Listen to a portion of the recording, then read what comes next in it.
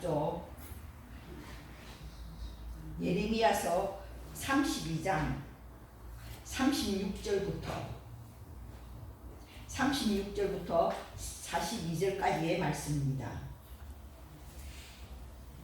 36절부터 42절까지의 말씀을 저와 여러분이 한 절씩 교독하시겠습니다. 그러나 이스라엘의 하나님 여호와께서 너희가 말하는 바 칼과 기근과 전염병으로 말미암아 바벨론 왕의 손에 넘긴 바 되었다 하는 이 성에 대하여 이와 같이 말씀하시니라. 보라, 내가 노여움과 분함과 큰 분노로 그들을 쫓아내어 모든 지방에서 그들을 모아들여 이곳으로 돌아오게 하여 안전히 살게 할 것이라.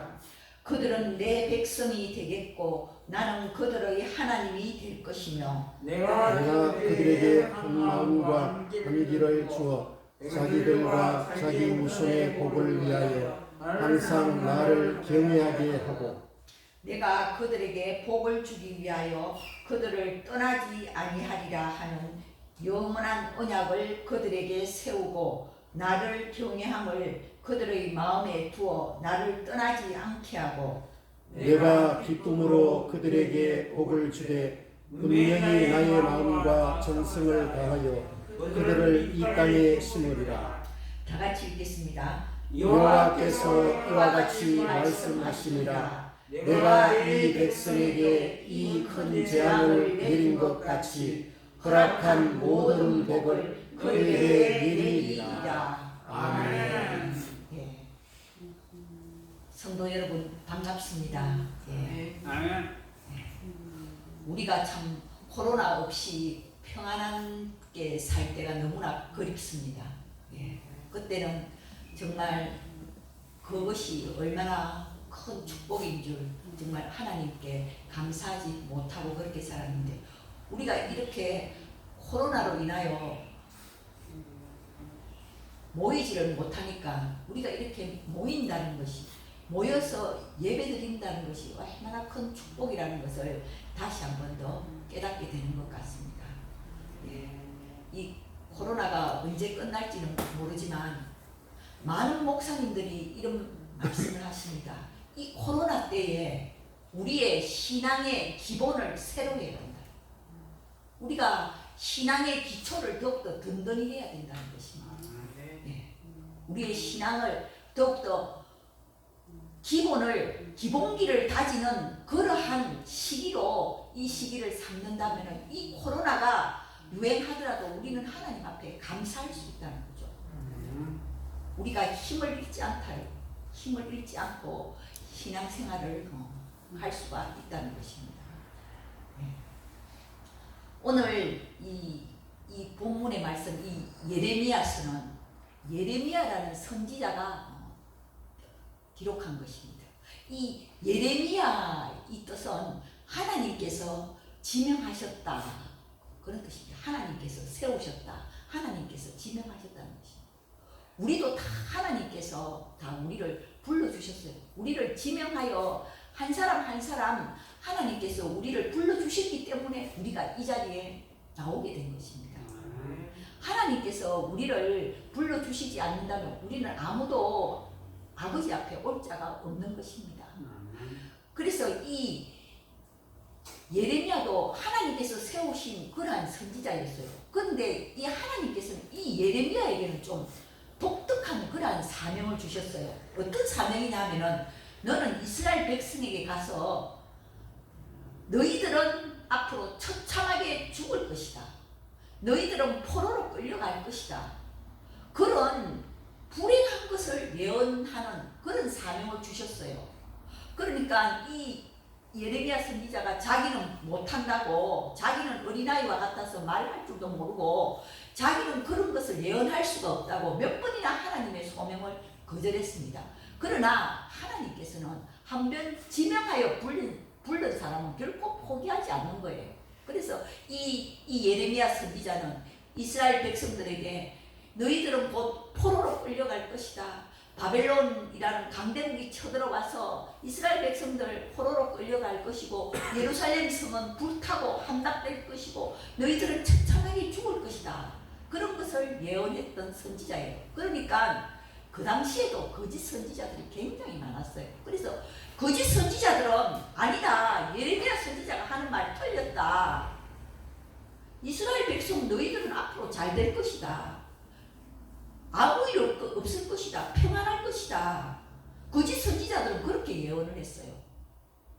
그러니까 이스라엘 백성들은 자기 귀에 듣기 좋은 말을 좋아하는 거예요. 사람은 누구나 다 그래요. 내한테 좋은 말을 해주면 좋아하는 거예요. 그런데 그 사람에게 나쁜 말을 하면 누구나 다 싫어하는 거죠. 그래서 이스라엘 백성들도 예레미야 선지자의 그 말을 듣기 싫어했습니다. 그래서 거짓 선지자들이 이 예레미야 선지자들을 감옥에 가두고 부탈을 하기도 하고 그렇게 많은 능욕을 당했던 바로 선지자가 바로 이 예레미야 선지자예요. 그렇지만 이 예레미야 선지자는 이스라엘 백성들을 사랑하였기 때문에 이스라엘 백성들이 하나님 앞으로 돌아와야 된다. 너희들 우상 숭배에 빠지지 말고 하나님 앞으로 돌아와야 된다. 늘 이렇게 눈물로 기도를 했던 사람이 바로 이 예레미야 선지자였어요. 그래서 이 예레미야 선지자를 눈물의 선지자라고 합니다. 우리도 하나님 앞에 눈물을 흘려가면서 기도하는 그 사람이 복된 사람이에요. 애통하는 자는 복이 있나니 그들이 위로를 받을 것이며 세상 사람 앞에 가서 하소연하지 마세요. 하나님 앞에 와서 내 사연 애통해 하면서 하나님 아버지 앞에 부르짖으면 하나님께서 위로해 주시겠다고 약속하셨어요. 애통하는 자는 복이 있나니 저들이 위로를 받을 것이며 여러분 하나님 앞에 와서 기도할 때 애통하는 자가 되시기를 바랍니다. 애통해 하면서 눈물의 기도를 하나님은 반드시 들어주시는 것입니다. 오늘 왜 이 예레미야 선지자가 이스라엘 백성들을 향해서 그런 너희들은 처참하게 죽을 것이다. 전쟁이 일어나서 포로로 끌려갈 것이다. 그런 것을 예언하게 하셨느냐면 이스라엘 백성들이 하나님을 버리고 우상 숭배에 빠졌기 때문에 이스라엘 백성들은 원래 애굽에서 노예살이를 했잖아요. 그런데 하나님께서 이 모세라는 지도자를 보내주셔서 이 이스라엘 백성들을 애굽에서 구원해 주셨어요. 노예에서 자유인으로 해방시켜 주셨어요. 그래서 이 하나님께서는 이 이스라엘 백성들이 광야 생활 40년간을 이제 다 통과하면은 저 가나안 땅에 가서 이제 너희들은 그 복된 땅에 가서 평안하게 살게 될 것이다. 그런데 그 가나안 땅에 들어가면은 너희들 반드시 하나님의 그 말씀을 기억하고 하나님 말씀을 너희들이 믿고 따르고 지키면은 너희들은 복받게 되고 잘 살 것이다.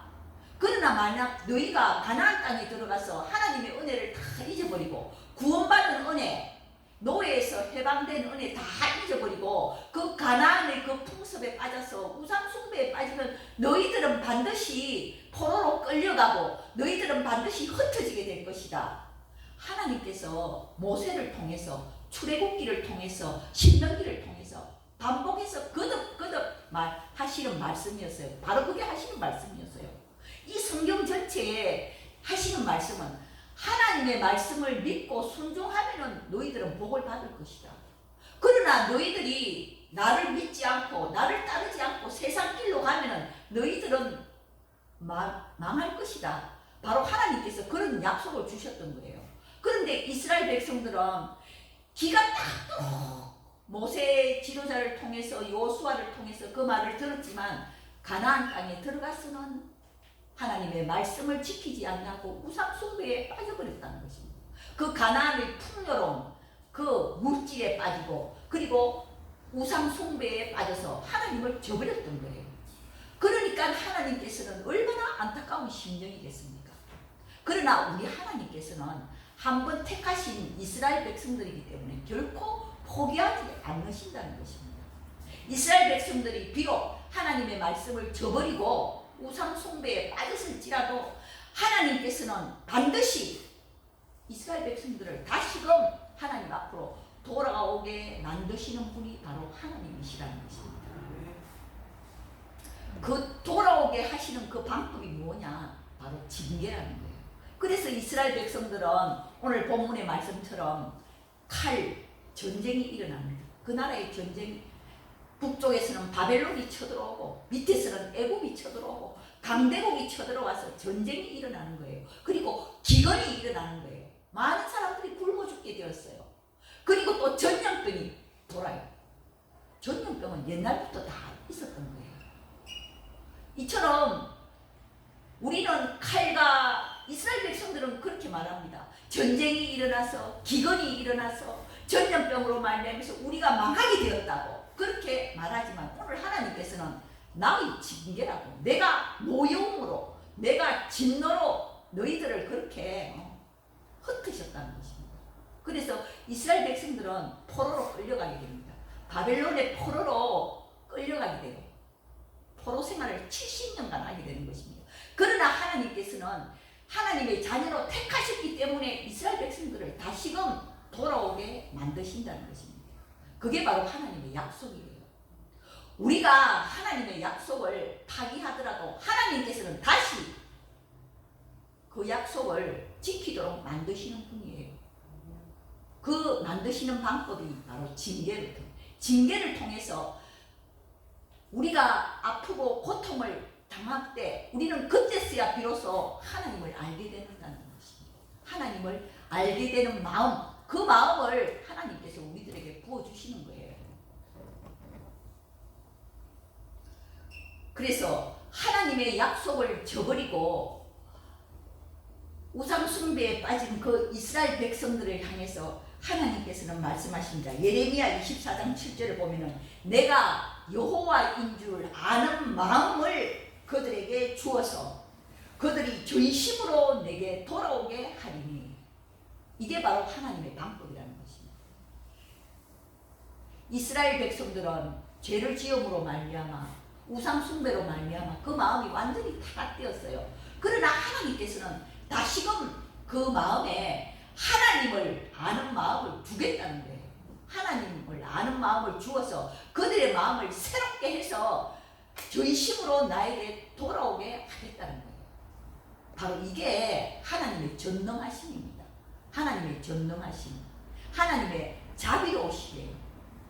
그래서 어떤 시인은 하나님을 이렇게 비유를 했어요. 하나님은 사냥개와 같다. 사냥개와 같다. 사냥개는 여러분 한번 물었다 하면 안 놓잖아요. 그래 하나님께서는 사냥개와 같다는 거예요. 택하신 자녀들을 한번 물었다 하면 한번 택하셨다 하면 결코 포기하지 않으신다는 거예요. 우리가 아무리 세상 길로 가고 하나님을 저버리고 가더라도 하나님께서는 다시금 우리로 하여금 돌아오게 하시는 분이 바로 하나님이시라는 것입니다. 하나님의 그 집요함, 바로 그게 하나님의 사랑이죠. 하나님은 징계가 목적이 아닙니다. 하나님은 심판이 목적이 아니에요. 하나님의 징계에는 반드시 약속이 따르는 거예요. 이 징계 뒤에는 하나님께서 반드시 회복시켜 주겠다, 축복을 주겠다는 약속이 반드시 따라오는 거예요. 이게 바로 하나님 징계의 특징입니다. 그래서 우리에겐 소망이 있는 거예요. 비록 내가 지금은 어렵고 힘들지라도 하나님의 징계 뒤에는 반드시 약속이 따르기 때문에 우리는 소망이 있다는 것입니다.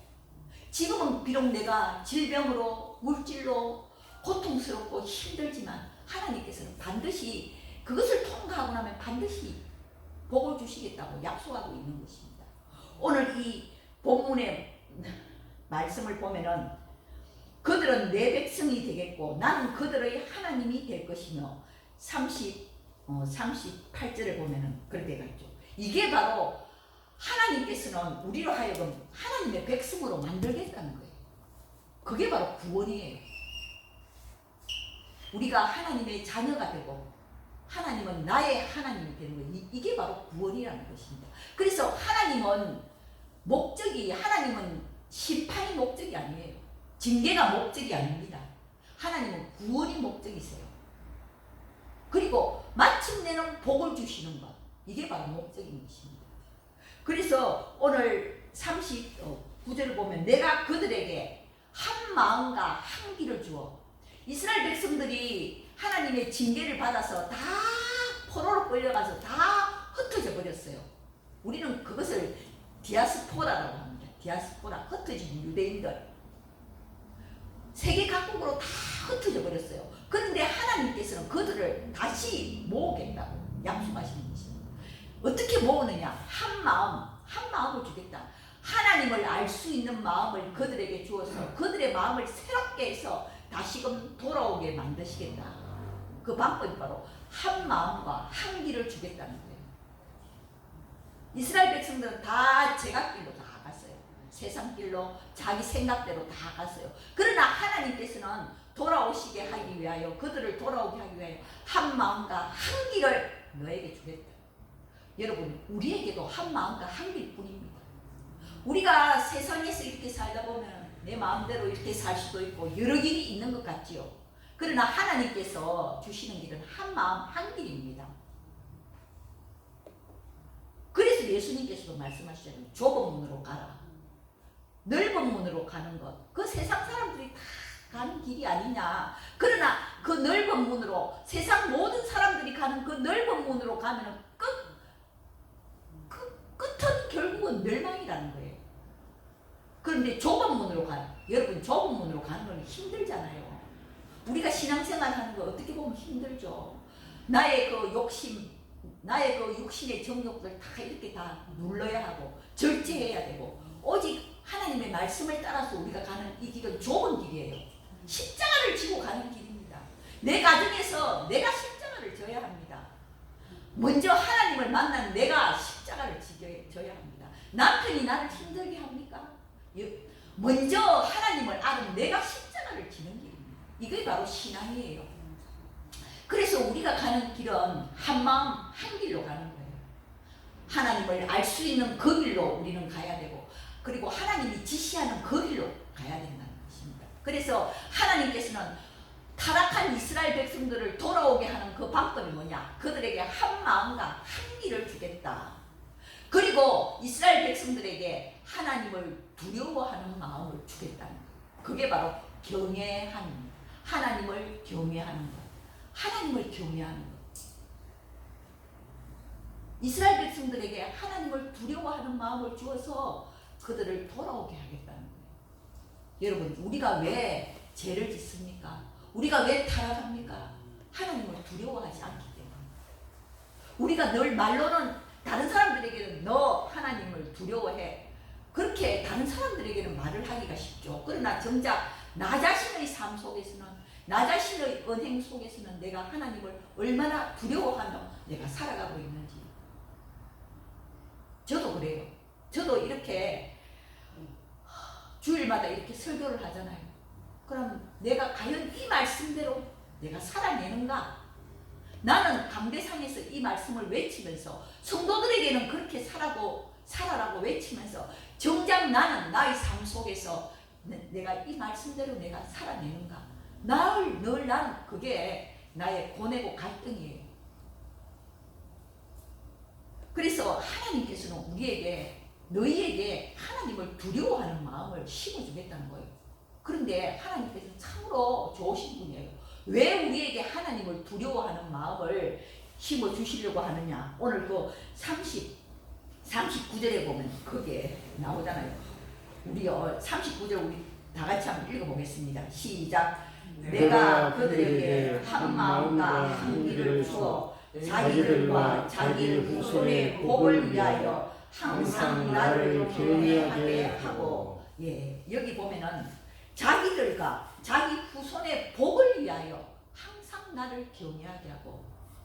하나님이 우리에게 너희들 왜 하나님을 경외해야 된다 그렇게 말씀하시냐면은 우리들과 우리들 후손에게 복을 주기 위하여, 복을 주기 위하여 그렇게 하신다는 것입니다. 그래서 우리가 복 받는 비결이 여기에 있어요. 내가 하나님을 정말 두려워하면서 살아가면 하나님께서는 그 사람과 그 사람의 후손들에게 복을 주시겠다고 약속하신 것입니다. 우리 기독교는 자손들이 복을 받는 종교예요. 부모가 정말 믿음 생활 잘 하고 그렇게 하면 그 자손들은 저절로 잘 되는 거예요. 하느님들이 저절로 잘 되는 거예요. 그래서 우리가 늘 하나님을 두려워하는 마음을 가지고 신앙생활을 해야 된다는 것이죠. 이게 바로 신앙생활 하는 거예요. 뭐 신앙생활이 단순한 거예요. 하나님을 두려워하면서 우리가 신앙생활 하면 되는 거예요. 그래서 어떤 사람들은 하나님에 대한 경외심을 잃지 않기 위해서 성경책을 읽을 때나 기도할 때 꼭 무릎을 꿇고 기도를 한답니다. 요즘은 뭐 무릎을 꿇으면은 뭐 관절에 안 좋다 뭐 그런 말도 많이 해서 저도 무릎을 꿇어가지고는 5분도 잘 못 있는데요. 이처럼 우리가 삶 속에서 내가 어떻게 하면 하나님에 대한 경외심, 하나님을 두려워하는 마음을 잃지 않을까? 우리는 그것을 잘 생각을 해야 합니다. 제가 어릴 때 이런 말을 들었어요. 서양 사람들이 살고 있는 양옥집을 지어서 그리고 거기서 중국 음식을 먹으면서 그리고 일본 여자하고 같이 살면 그게 가장 행복한 삶이다. 그런 말을 제가 많이 들었어요. 그런데 왜 하필이면 일본 여자하고 같이 사는 것이 행복할까? 일본 여자들은 남편을 굉장히 두려워한다고 합니다. 일본 여자들은 항상 옛날에는 그랬다고 해요. 남편이 일어나기 전에 일본 여자들은 깨끗이 단장을 탁 하고 그리고는 남편 앞에 무릎을 탁 꿇고 남편이 일어나기를 기다리는 그런 사람들이 바로 일본 여자라고 합니다. 그래서 일본 여자하고 살면은 가장 행복하다 그런 말이 많이 돌았던 것 같아요. 이처럼 우리가 서로 경외하면서 부부지간에도 서로 경외하면서 살아간다는 게 그래서 저희 큰아들이 동갑내기거든요. 저희 그 장남은 큰아들은 연애 결혼을 해서 동갑이에요. 근데 동갑이니까 연애를 할 때는 서로 말을 이렇게 놓았다가 말을 놓으면서 이렇게 결혼을 해서 살아보니까 서로 이렇게 말을 함부로 하는 그런 습관이 자꾸 생기니까 어느 날 우리 아들이 자기 아내 보고 말을 이렇게 높이더라고요. 그래서 우리는 좀 잘 보지 못한 풍경이 돼서 아니 쟤가 갑자기 왜 자기 마누라한테 말을 높이지? 우리가 그런 좀 어색한 그런 좀 생각이 들었는데요. 어쩌면 그렇게 부부지간에도 서로 이렇게 남편에 대한 그런 조그만 존경심이라든지 경외감을 갖다가 잃지 않으려면 말을 높이는 것 그것도 하나의 방법일 수 있다 그런 생각이 들었어요. 어쨌든 우리는 하나님을 경외하는 것 그런 신앙심을 가져야 한다는 것입니다. 그래서 오늘 이 본문에도 보면은 이스라엘 백성들을 그 타락한 이스라엘 백성들을 하나님께서 징계하셔서 그들이 포로로 끌려가게 하셨지만 하나님께서는 다시금 그들을 돌아오게 하시는 것이다.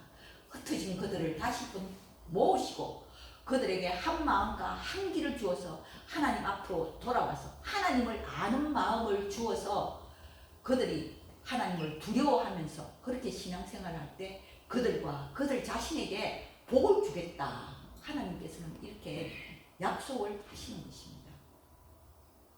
우리가 신앙생활을 하면서 가장 중요한 것은 하나님이 어떤 분이신가를 이 말씀을 통해서 잘 알아가야 된다.